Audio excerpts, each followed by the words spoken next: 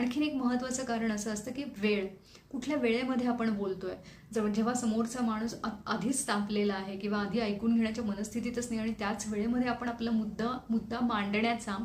अट्टाहास करतोय की नाही, मला काय म्हणायचं ते तू ऐकून घेतलंच पाहिजे, तर तिथे काहीच होणार नाही आहे. तिथे विसंवाद आणि भांडणं अजून जास्त वाढायला लागणार आहेत.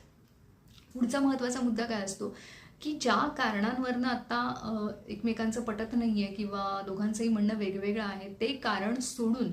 इतर कारणांकडे जेव्हा गोष्टी जातात, म्हणजे भूतकाळामध्ये जाऊन काल काय झालं होतं, 1 वर्षापूर्वी काय झालं होतं, किंवा हे झालं म्हणजे मग तुझी पूर्ण पर्सनॅलिटीच अशी आहे, तुझा स्वभावच असा आहे, तू नेहमीच असा करतो किंवा करते, अशा पद्धतीचं जे एका गोष्टीवरनं सरसकट सगळ्या गोष्टींना जी विधानं केली जातात किंवा भूतकाळातल्या गोष्टी